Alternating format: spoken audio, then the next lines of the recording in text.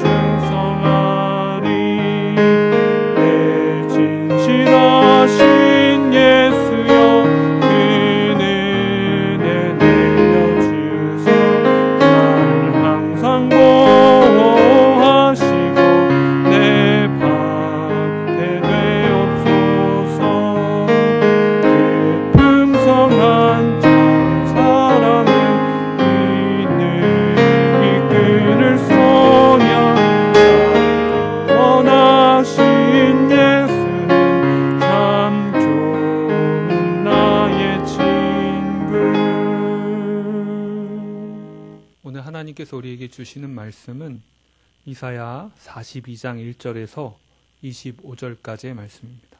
이사야 42장 1절에서 25절까지의 말씀 제가 봉독하겠습니다.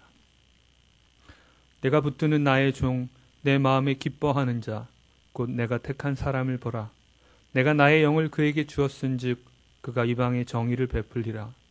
그는 외치지 아니하며 목소리를 높이지 아니하며 그 소리를 거리에 들리게 하지 아니하며 상한 갈대를 꺾지 아니하며 꺼져가는 등불을 끄지 아니하고 진실로 정의를 시행할 것이며 그는 쇠하지 아니하며 낙담하지 아니하고 세상에 정의를 세우기에 이르리니 섬들이 그 교훈을 앙망하리라. 하늘을 창조하여 펴시고 땅과 그 소산을 내시며 땅 위의 백성에게 호흡을 주시며 땅에 행하는 자에게 영을 주시는 하나님 여호와께서 이같이 말씀하시되 나 여호와가 의로 너를 불렀은즉 내가 내 손을 잡아 너를 보호하며 너를 세워 백성의 언약과 이방의 빛이 되게 하리니 내가 눈먼 자들의 눈을 밝히며 갇힌 자를 감옥에서 이끌어내며 흑암에 앉은 자를 감방에서 나오게 하리라. 나는 여호와이니 이는 내 이름이라. 나는 내 영광을 다른 자에게 내 찬송을 우상에게 주지 아니하리라. 보라, 전에 예언한 일이 이미 이루어졌느니라. 이제 내가 새 일을 알리노라. 그 일이 시작되기 전에라도 너희에게 이르노라. 항해하는 자들과 바다 가운데 만물과 섬들과 거기에 사는 사람들아, 여호와께 새 노래로 노래하며 땅 끝에서부터 찬송하라. 광야와 거기 있는 성읍들과 게달 사람이 사는 마을들은 소리를 높이라. 셀라의 주민들은 노래하며 산 꼭대기에서 즐거이 부르라. 여호와께 영광을 돌리며 섬들 중에서 그의 찬송을 전할지어다.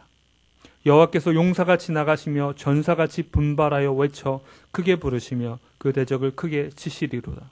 내가 오랫동안 조용하며 잠잠하고 참았으나 내가 해산하는 여인같이 부르짖으리니 숨이 차서 심히 헐떡일 것이라.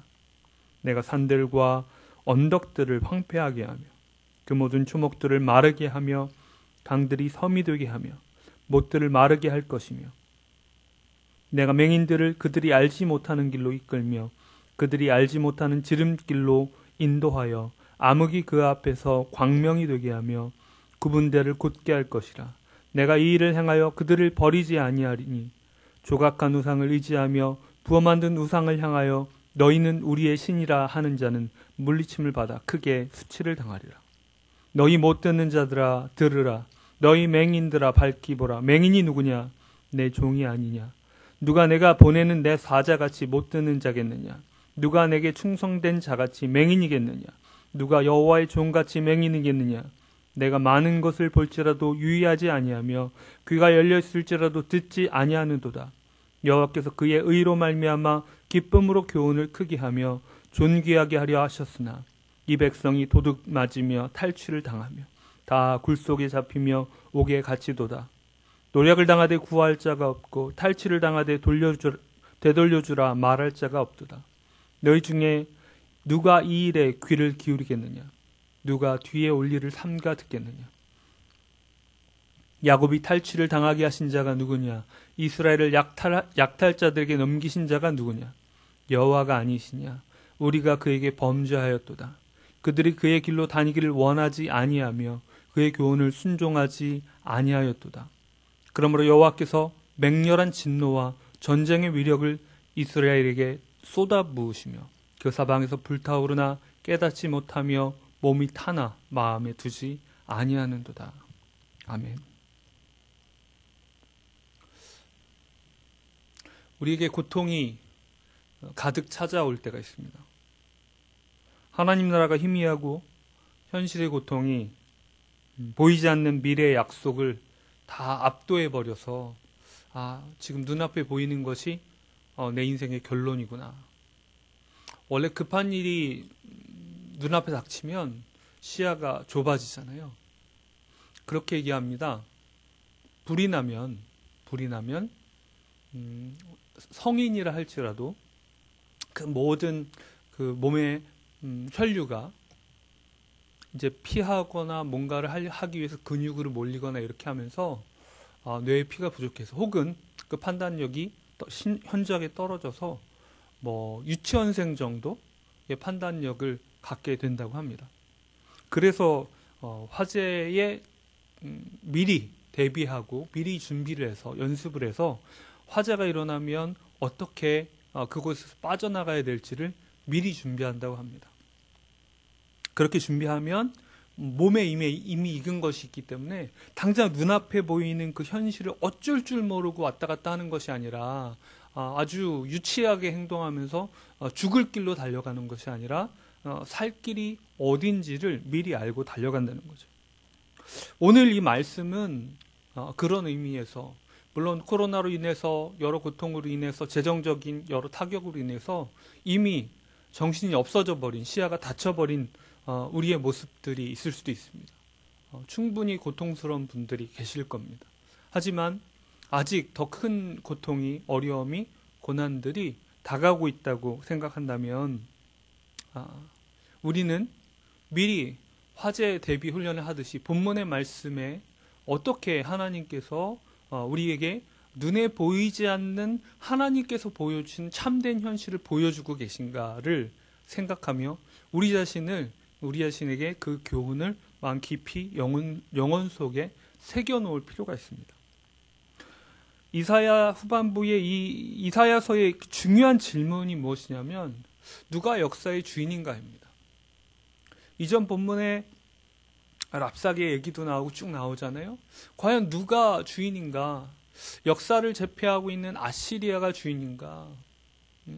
과연 하나님께서 이 현실 이스라엘이 아시리아에 막 이렇게 힘겹게 항상 포위당하고 모든 전 국토가 막 쑥대밭이 되고 이런 상황,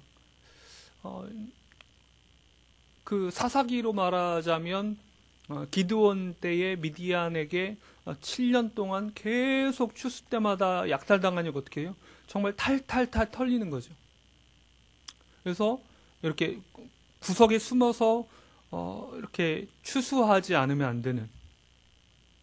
왜냐하면 제대로 익지도 않은 그 곡식을 추수를 하지 않으면 제대로 익었을 때는 미디안이 와서 싹 가져가 버리고 물태워 버리니까 그렇게 있던 그 이스라엘의 상황, 기드온이 물었던 그 질문이 동일하게 있었던 겁니다.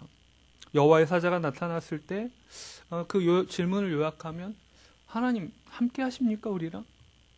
또 우리랑 함께 하신다면 우리랑 함께 하시는 그 하나님은 우리를 구원할 만큼 힘 있는 분입니까?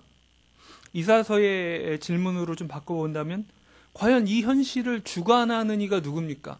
하나님이 주관하신다면 이런 일이 벌어질 수 있습니까? 이방의 우상들이 주관하는 거 아닙니까? 역사의 주인공은 아시리아의 신이 아닌가요? 자본주의 사회에서 돈이 주인공 아닌가요? 이념이 이끌어가는 것 같은 상황에서 그 정치적인 논리가 온 세상을 지배하고 있거나 전염병이 온 세계를 통제하는 상황에서 바이러스가, 이 위험이 주인 아닙니까? 이렇게 질문하고 있습니다. 과연 눈앞에 보이는 현실을 진짜 움직이고 있는 것처럼 보이는 다양한 것들이 있는데 정말 진짜 역사의 주인이신 하나님은 그럼 과연 어떻게 행하고 계십니까?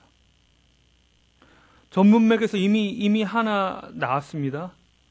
이스라엘을 이방에 눌리게 그냥 허락하신 한 부재하신가, 무능하신가? 아닙니다. 하나님은 심지어 이방의 왕 고레스를 통해서 일하십니다. 어제 본문을 통해서 이미 말씀 나왔죠.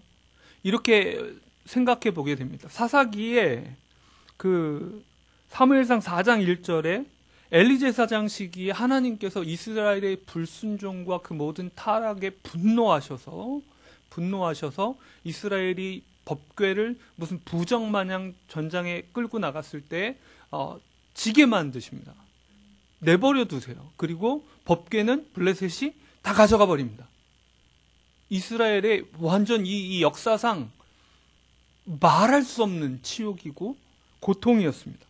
나중에 다윗이 다시 법궤를 예루살렘에 가져오기까지 너무나 오랜 시간 동안 이스라엘은 하나님의 부재라고 여기는 시기를 거칩니다. 그런데 그때에 법궤는 이방으로 블레셋으로 이렇게 탈취물처럼 노약물처럼 가는 것처럼 보이지만 우리가 눈을 좀 바꿔보면 이거 같아요. 법궤에 블레셋으로 가는 그 장면은 법궤가 빼앗긴 것이 아니라 하나님이 이스라엘이 꼴배기 싫어서 이렇게 가출하신 것 같아요. 법궤 이방 행차고 이스라엘이 역사를 향해 일하시는 하나님의 뜻을 대신하지 못할 때 하나님 또 다른 종들을 세우시고 친히 일하십니다. 그것 중에 하나가 어제 본문 나왔던 고레스 왕이었어요. 고레스 왕을 통해서 세속 권력자, 폭군이었습니다. 아주 그 상당한 권력을 가진 사람이었지만 그를 통해서 일하셔서 이스라엘을 다시 예루살렘으로 되돌아오게 하실, 아직 고레스가 나오기도 정말 전인데 한참 전인 이사야가 미래를 내다보며 고레스 왕을 예언하고 그것으로부터 아직 포로로 끌려가기도 전에 돌아올 것을 예언하고 있는 상황입니다. 또 뿐만 아니라 그렇게 역사적인 고레스 왕을 통해서 이스라엘에게 하나님이 이렇게 일하고 계시다 말하는 것을 넘어서서 오늘 본문에서는 내가 붙드는 종, 내 마음에 기뻐하는 자, 곧 내가 택한 사람을 보라. 내가 나의 영을 그에게 주었은즉 하며 하나님께서 세우신 여호와의 종, 그 마음에 기뻐하는 자, 여호와의 영, 성령을 받은 자, 그 새로운 왕, 메시아를 예언하고 있습니다. 그저 바벨론 포로로부터 되돌아오게 할 고레스 정도가 아니라 우리의 근본적인 문제를 해결하실 왕이 오십니다. 그분은 그가 1절 하반절에 그가 이방에 정의를 베풀리라 말씀하십니다.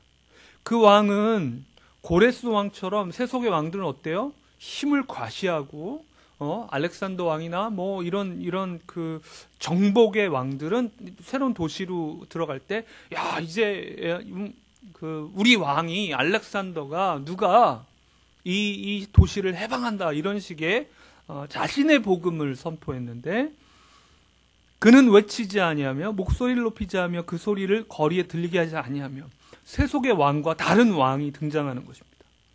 그 세속의 왕 고레스와 같은 그 왕들은 힘으로 압제하는 왕이지만 이 새로운 왕 메시아는 상한 갈대를 꺾지 아니며 꺼져가는 등불을 끄지 아니하고 진실로 정의를 시행할 것이며 그는 쇠하지 아니하며 낙담하지 아니하며 세상의 정의를 세우기에 이르리니 섬들이 그 교훈을 앙망하리라. 우리 새로 오실 메시아는, 이사야가 바라고 보고 있는 메시아는 공의를 행하실 것이고, 근본적인 그 혼돈을, 잠시 이스라엘을 바벨론으로부터 다시 돌아오게 하는 데 쓰여진 고레스 왕, 자신도 그 왜 자신이 쓰임받았는지 모르고 쓰임받는 거죠. 하나님 앞에 신실한 자가 아니라 그냥 하나님께서 이방 왕이지만 쓰신 겁니다. 마치 요나가 하나님께 불순종하지만 끝끝내 그를 사용하시는, 물론 이방의 왕과는 좀 다른 의미를 가지고 있지만 그렇게 사용받는 거예요. 그런데 이 메시아는 근본적인 혼돈과 질서를 잡으십니다. 하나님의 통치를 근본적으로 회복하시는 분이시기에 그분이 행하시는 일들은 창조주 하나님께서 하시는 그 일이 이루어집니다. 창조의 질서를 회복하시는 새로운 왕이에요. 6절, 나 여호와가 의로 너를 불렀은즉 내가 내 손을 잡아 보호하며 너를 세워 백성의 언약과 이방의 빛이 되게 하리니 그때에 그분이 오시면 내가 눈먼 자들을 밝히며 갇힌 자들을 감옥에서 이끌어내며 흑암에 앉은 자를 감방에서 나오게 하리니.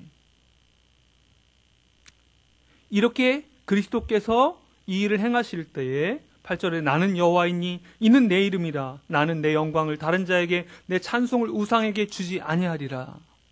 그래서 오늘 본문 말씀은 40장에서 쭉 이어지는 것처럼 41장부터 쭉 이어지면서 막 이 논쟁하는 거예요. 논쟁. 우상들을 앞에 놓고 논쟁하는 겁니다. 과연 누가 참 신이냐? 누가 역사의 주인이냐? 참으로 아시리아 그리고 또 이 역사를 주관한다는 랍사게가 주장하는 것처럼 아시리아 왕과 그 신이 이 역사를 이 모든 정치적 상황들을 주관하는 것이냐? 아니라는 것이죠. 애굽을 의지할 것인가? 아시리아를 의지할 것인가? 현실에 보이는 그 왕들, 현실에 보이는 그 모든 통치자들이 아니라 참으로 하나님께서 찬양을 받으시고 하나님께서 영광을 받으시는 일들을 그리스도께서 행하십니다. 역사의 주관자가 누구신지를 예수 그리스도의 사역을 통해서 명백하게 드러내시고 그걸 통해서 하나님의 왕권을 찬양케 하십니다. 눈먼 우리, 현실에 눈이 멀어버린 우리에게 현실로부터 눈을 돌려서 그 역사의 배후에서 심지어 우리가 악한 자라고 부르고 저건 뭐 너무나 악해라고 부르는 어떤 정치적인 실세 혹은 그 세상의 돈, 이 자본주의 사회의 그 재정, 은행, 금권력 혹은 세계 강대국들 통해서 그들을 마치 장기판의 말처럼 사용하셔서라도 하나님의 일들을 하시는 그 참된 왕이신 하나님을 높이게 하시는 겁니다. 이제 그 모든 구원을 이루실 그 하나님이 모든 눈먼 자들의 눈을 밝히고 갇힌 자들을 감옥에서 끌어내고 흑암에 앉은 자를 감방에서 나오게 하리라 말씀하시는데, 여러분, 현실의 감옥, 근심의 그늘, 그 속에 갇혀 있으면 눈이 닫혀버립니다. 갑자기 불이 났을 때 당황해서 아무것도 보이지 않고 유치원생처럼 이리저리 방황하면서 왔다 갔다 하면서 불길로 뛰어들 수도 있는 그런 어리석은 우리에게, 눈먼 우리에게, 귀먹은 우리에게, 갑자기 지능이 현저히 떨어진 것 같이 행동하는 우리에게 주님께서 그 모든 현실의 감옥에서 벗어나서 그 너머에서 일하시는 하나님을 오늘 보게 하시는 겁니다. 하나님 보게 하십니다. 온 세상의 주인, 역사의 주인이 누구인지 혼돈스러운 상황들이 있으십니까? 눈에 보이는 현실이 인생을 다 좌우하는 결론인 것처럼 생각이 되십니까? 당장 다음 달 카드값을 어떻게 해야 될지 모르겠어서, 계약금을 어떻게 지불해야 될지 모르겠어서, 당장 다음 달 생활비는 또 어떻게 해야 될지, 재난지원금이 다 떨어진 그 이후의 삶은 또 어떻게 해야 될지, 그리고 이 모든 상황이 두세 달 지나고 나서 기업들이 구조조정을 할 수 있는 시기가 왔을 때 6월, 7월, 8월 이렇게 대규모 감축들이 일어나기 시작했을 때 그때 나는 어떻게 해야 될지 모르는 그 상황 속에서 또 혹은 눈앞에 있는 현실에서 억울하고 고통스럽고 하나님 나라가 더디 오는 것처럼 나는 몸부림치고 있는데, 나는 기도하면서 이 상황을 버티고 있는데 어떤 하나님의 응답도 없는 것 같고, 여전히 나는 숨 막히는 상황, 머리는 지끈지끈 아파오고 한숨만 쉬어지는 이 상황, 그 속에서 여전히 십자가를 져야 할 때에 우리는 함께 찬양해야 합니다. 본문은 얘기합니다. 항해하는 자들과 10절에 항해하는 자들과 바다 가운데 있는 만물의 섬들과 거기 사는 사람들아, 여호와께 새 노래로 노래하며 땅끝에서부터 찬송하라. 12절에 여호와께 영광을 돌리며 섬들 중에서 그의 찬송을 전할지어다.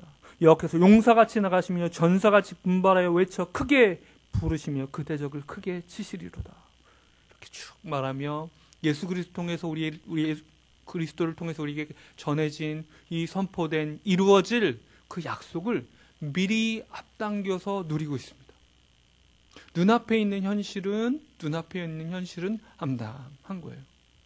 하지만 이사야는 앞으로 100년 후, 이 앞으로 정말 먼 후에 일어날 그 일을 그 고레스 왕을 넘어서서 한다면 어떻게 되죠? 정말로 예수 그리스도까지는 어때요?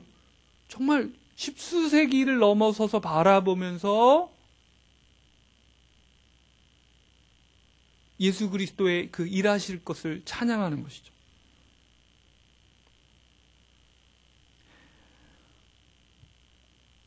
예수님을 믿는 사람들은 앞날에 있는 것을 앞당겨서 누리는 자들입니다. 미래를 누리는 자예요. 부활절을 지났죠. 우리는 이사야가 점점 이스라엘은 남유다는 점점 이렇게 궁지에 몰리게 돼서 결국은 바벨론의 포로로 끌려가게 되겠지만 그 앞으로는 나빠질 것밖에 없어요. 이사야의 그 생애 중에는. 그 뒤에 예레미야도 절망 속에 살았죠. 하지만 그 뒤를 넘어서 자기의 인생을 넘어서서 하나님께서 끝끝내 이루실 그 구원을 바라보면서 지금 감격에 차서 고백하고 있는 것처럼 우리는 그 부활, 우리의 미래 가운데 약속된 그 부활을 지금 현실로 앞당겨서 누리는 사람들입니다. 지금 부활을 누리는 사람들. 부활하신 예수님을 만났던 그 여인들을 만난 그 예수님 만났던 천사를 만난 그 여인들이 정말 가슴 벅차오르는 설레임으로 제자들 찾아가서 예수님 부활하셨다고, 다시 살아나셨다고 환희에 차서 소망에 가득 차서 외치며 선포하며 기뻐하며 누렸던 것처럼 우리도 고난 가운데 있는데 그 고난의 결론이 우리가 망하는 것이 아니라 부활의 영광으로 다시 돌아올 것을, 끝끝내 하나님 나라가 이루어질 것을, 용사이신 하나님이 일어서셔서 끝끝내 그의 질서와 통치와 그 평안과 회복을, 우리의 현실의 이 감옥에서 벗어나서 해방케 하시고 이 현실에 파묻혀서 눈 멀어버린 우리 눈을 열어주실 그 예수 그리스도를 우리가 지금 찬양하는 겁니다. 여러분, 눈앞에 있는 현실을 묵상하기를 멈추고 이사야처럼 하나님께서 행하실 미래의 약속을 찬양하시며 하나님께서 어떤 분이신지를 아시길 원합니다. 우리 잘 아는 구절 다시 한번 읽으면 3절에 상한 갈대를 꺾지 아니하며 꺼져가는 등불을 끄지 아니하시고 진실로 정의를 시행하시는 예수님께서 지금 우리 가운데 함께 계십니다. 여전히 오늘 본문 18절에서 그 하반절에 그 뒤로 쭉 나오는 여전히 현실 속에서 하나님 말씀 앞에 귀먹고 우상을 바라보다 눈 멀어버린 우리의 삶을 회개하며 주님 앞에 나가기를 원합니다. 우리의 이 영적인 무능력, 영적인 시각장애인과 청각장애인들이 되어버린 우리의 모습을, 하지만 그런 우리의 하나님이 되어주셔서 제발 정신 차려라 말씀하시지만 18절에서 25절까지 그 말씀을 이 맹인들아 이렇게 말씀하시지만 그 전에 뭐라고 하셔요? 내가 보게 할 것이다. 내가 보게 할 것이다. 내가 너희 눈을 뜨게 할 것이다. 갇힌 자를 이끌어낼 것이다. 흑암에 앉은 자를 감방에서 나오게 할 것이다. 먼저 약속하신 다음에 지적하십니다. 그가 끝내 우리를 치유하시고 회복시키시기 위해 예수님을 보내셨습니다. 그리고 부활하셨습니다. 이 오늘 하루 부활하신 예수 그리스도의 영광을, 또 다시 오실 예수 그리스도, 공의를 온전하게 이루실 그분을 바라보시길 원합니다. 그리고 오늘 있는 이 자리에서 하나님의 나라가 이루어지기 위한 그 뜻을 위해 또 다른 종들로 살아가기를 원합니다. 1절부터 17절까지의 종은 예수 그리스도를 말하지만 18절부터 25절까지는 종들이라고 해서 복수입니다. 바라보지 못하는 눈먼 종인 우리가 예수 그리스도에 인하여 눈 떠서 오늘 우리의 삶의 현장에 하나님 나라를 함께 이루어가기를 간절히 소원합니다. 함께 기도하겠습니다. 하나님 아버지, 현실에 눈멀고 걱정의 감옥 속에 갇혀버린, 그리고 돈과 사람들의 어떤 영향력과 인정과 그런 모든 우상들의 압제 속에 그것이 모든 현실인 것처럼 그렇게 착각해버리는 영적 시각장애인, 청각장애인이 되어버린 우리를 회개합니다. 이제 우리가 하나님 앞에 우리를 눈뜨게 하시기 위해서, 우리를 그 감옥에서 벗어나기 하기 위해서 오신 새로운 왕, 종된 예수 그리스도를 바라봅니다. 이제 그 부활을 우리가 함께 누리게 하시옵소서. 현실로부터 영원을 향해서 눈뜨게 하시고 하나님 나라의 앞에 눈을 떠서 우리가 오늘 하루 다시 한번 예수 그리스도께서 그리하셨던 것처럼 현실이 전부라고 생각지 않고 영원한 하나님 나라를 오늘 이 자리에서 바라보며 약속된 부활을 지금 이 자리에서 누리며 하나님 나라의 종으로, 신실한 종으로, 그리스도 안에서 눈뜬 종으로, 걱정으로부터 해방된 종으로, 하나님 나라의 놀라운 영광을 이 자리에서 찬양하는 종으로, 이 자리에서 누군가에게 그것을 선포하는 종으로 그렇게 살아가게 도와주옵소서. 예수 그리스도의 이름으로 기도합니다. 아멘. 하늘에 계신 우리 아버지여, 이름이 거룩히 여김을 받으시오며 나라가 임하옵시며 뜻이 하늘에서 이루어진 것 같이 땅에서도 이루어지이다. 오늘날 우리에게 일용할 양식을 주옵시고 우리가 우리에게 죄 지은 자를 사하여 준 것 같이 우리 죄를 사하여 주옵시고 우리를 시험에 들게 하지 마옵시고 다만 악에서 구하옵소서. 대개 나라와 권세와 영광이 아버지께 영원히 있사옵나이다. 아멘.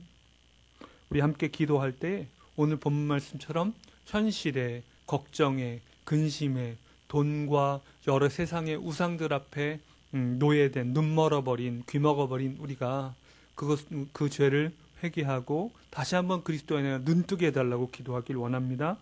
또한